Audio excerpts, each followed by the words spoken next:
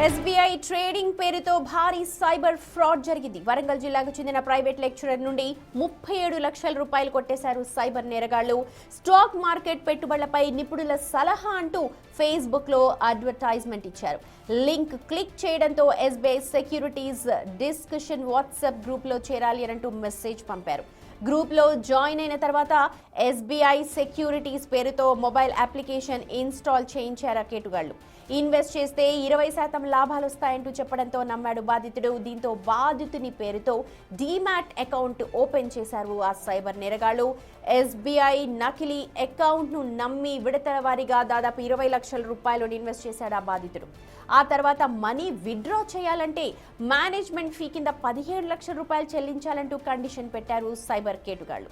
అనంతరం 17 లక్షల రూపాయలు చెల్లించినా మనీ విత్డ్రా కాకపోవడంతో సైబర్ క్రైమ్ బ్యూరోను ఆశ్రయించాడు సదరు బాధితుడు. మొత్తం 37,11,000కు పైగా కాజేశారు సైబర్ క్రిమినల్స్. ఆన్లైన్ ఇన్వెస్ట్మెంట్ ను నమ్మొద్దు అంటూ సైబర్ క్రైమ్ పోలీసులు హెచ్చరికలు జారీ చేస్తున్నారు.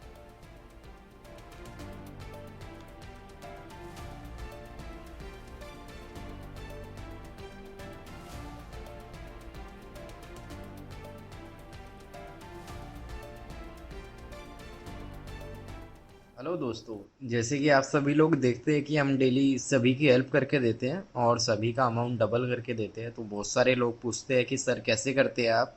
तो मैं ये बिटकॉइन से करता हूँ ट्रेडिंग करके, जिसको इंट्राडे ट्रेडिंग कहते हैं, और आपके डबल से हमें 20% प्रॉफिट मिलता है।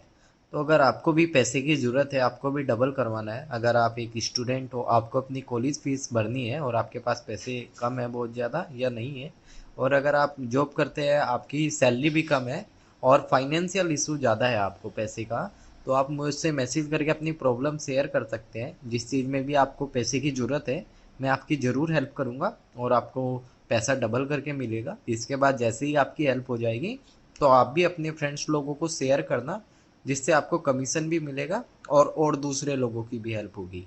तो जिसको भी चाहिए जल्दी से मैसेज कर दें, क्योंकि सीट्स लिमिटेड है आज। ऐसा ना हो आप बाद में मैसेज करें और फिर फुल हो जाए। तो जिसको भी हेल्प की ज़रूरत है जल्दी से मैसेज कर दें, ज़रूर आपकी हेल्प की जाएगी।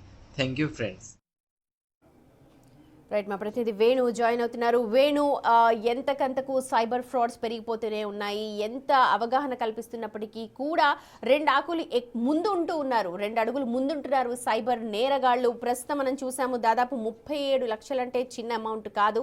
అండ్ దీనికి సంబంధించి బ్యాంక్ని ఎలాగా కన్సల్ట్ చేయాలి, బ్యాంక్ వాళ్ళకి దీనికి సంబంధం ఉండదు అనుకోండి, కానీ ఎస్బీఐ అన్నది పేరు గాంచిన ఒక సంస్థ, దాని పేరు మీద మోసాలు జరుగుతున్నాయి. ఎస్బీఐ సెక్యూరిటీస్ పేరు మీద ఎలాగా క్రాస్ చెక్ చేసుకోవచ్చు, సైబర్ నిపుణులు ఏం చెప్తున్నారు, అండ్ బాధితుడు ఏమంటున్నాడు?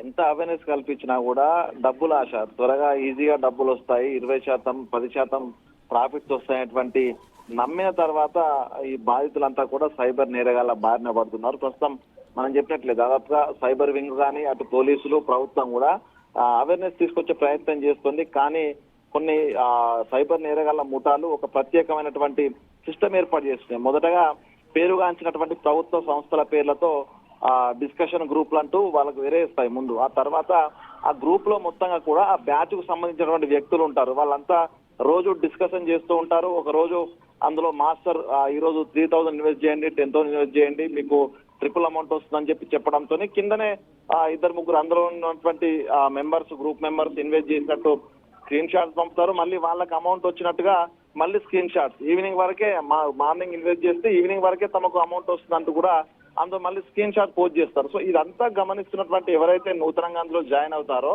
వాళ్ళంతా ఇదంతా చూసిన తర్వాత ఇదంతా నిజమే అనుకుని నమ్ముతారు.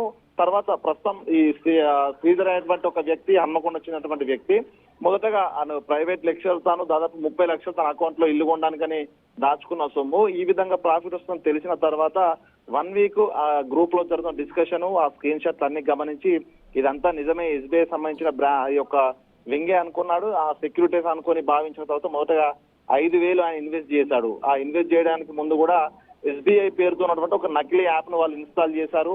అందులో 5,000 ఇన్వెస్ట్ చేసిన తర్వాత ఈవినింగ్ వరకు తనకి 13,000 ఇచ్చారు. అంటే ఒక రోజు దాదాపు 6 గంటల సమయంలోనే ఆయనకి 8,000 ప్రాఫిట్ చూపించారు. సో ఈ విధంగా మళ్ళీ 2 రోజులు ఇదే విధంగా 5,000 ఇన్వెస్ట్ చేసిన తర్వాత అదే విధంగా ప్రాఫిట్ ఇచ్చారు. కానీ 3 రోజుల తర్వాత ఎస్బీఐ పేరుతో ఉన్నటువంటి ఒక టెంపరీ లింక్ డిసేబుల్ అయింది. కొత్త అప్లికేషన్ ఇన్స్టాల్ చేసుకోవాలంటూ ఇక్కడే సైబర్ నేరగాళ్ళు వాళ్ళు అసలైనటువంటి ప్లే చేస్తారు వాళ్ళ ట్రిక్ అంతా కూడా. సో ఆ అప్లికేషన్ అంతా కూడా కంప్లీట్ గా సైబర్ నేరగాళ్ళ హ్యాండ్ ఓవర్ లో ఉంటుంది. దాన్ని కంట్రోల్ చేసేటువంటి అన్ని రైట్స్ కూడా వాళ్ళ దగ్గర ఉంటాయి. కానీ అది నిజంగా ఎస్బీఐ సంబంధించినటువంటి ఆల్టర్నేటివ్ యాప్ అనుకున్నటువంటి ఈ బాధితుడు విడుదల వారీగా 10 లక్షలు, 12 లక్షలు, 8 లక్షలు ఈ విధంగా దాదాపుగా 22 లక్షల పైగా మొదట దానిలో ఇన్వెస్ట్ చేశాడు. విత్డ్రా చేసుకుందాం అనుకున్న క్రమంలో దానికి మేనేజ్మెంట్ ఫీజు చెల్లించాలంటూ కూడా సరికొత్త నాటకాన్ని తెరదీశారు.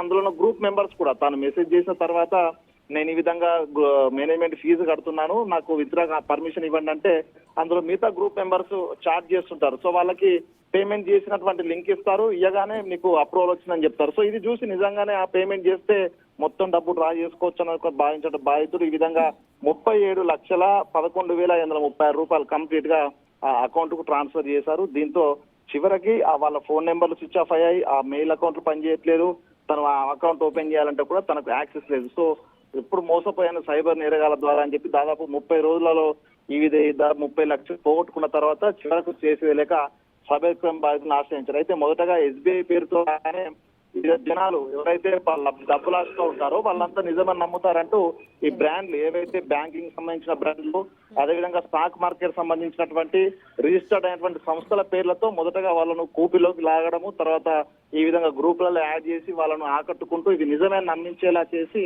2-3 రోజుల తర్వాత వాళ్ళకి సంబంధించినటువంటి ప్రత్యేకంగా డిజైన్ చేసుకున్న అప్లికేషన్లు ఇన్స్టాల్ చేయించడం. సో ఇదంతా ఒక చాకచక్యంగా వాళ్ళు పకడ్బందీ ప్లాన్ తో రన్ చేస్తున్నారు. దీంతో కొంతమంది బాధితులు డబ్బు ఆశ ఉన్నటువంటి వాళ్ళు కూడా దీన్ని గమనించలేక చివరకు మోసపోయి ఈ విధంగా ఈ ప్రభుత్వ సంస్థల్లో పెట్టుబడి పెట్టి మోసపోయానంటూ చివరకు సైబర్ క్రైమ్ బాధితుల పడ్డామంటూ కూడా తెలుసుకున్నారు. సో దీనికి సంబంధించి బ్యాంకులు కానీ ఇతర ఆన్లైన్ ప్లాట్ఫామ్లలో కానీ ఎవరు ఎటువంటి ప్రాఫిట్ చెప్పినా ఈవెన్ ప్రభుత్వ రంగ సంస్థలు చెప్పినా కూడా నమ్మొద్దు, అవన్నీ కూడా ఫేక్, ఏ ద్వారా కొన్ని వీడియోలు వస్తున్నాయి వాటి నమ్మొద్దు అంటూ కూడా పోలీసులకు చెప్తున్నారు. సో ఇట్లాంటి ఘటనలు పూర్తిగా ప్రజల్లో అవగాహన వస్తేనే తప్ప ఎవరేం చేసినా కూడా సైబర్ నేరగాళ్ల పైన పడకుండా కాపాడే పరిస్థితి ఉండదు. సో మొత్తానికి డబ్బులు ప్రాఫిట్ పెట్టుబడి పెట్టాలంటే మాత్రము వాళ్ళు బ్యాంకులకు వెళ్ళడం తప్ప మిగతా ఆన్లైన్ ప్లాట్ఫామ్ ఆశ్రయిస్తే మాత్రం ఈ విధంగా సైబర్ నేరగాళ్ల వాళ్ళు పడ్డారు. మొత్తానికి ఈ ఘటన దాదాపు 30 లక్షలు పోగొట్టుకుని ప్రస్తుతం సూసైడ్ చేసుకున్న పరిస్థితి వరకు కూడా బాధితుని సిచ్యువేషన్ ఉంది. సో అంటే సైబర్ నేరగాళ్లను ఈజీ మనీని ప్రాఫిట్ ఎక్కువ వస్తుందని నమ్మితే మాత్రం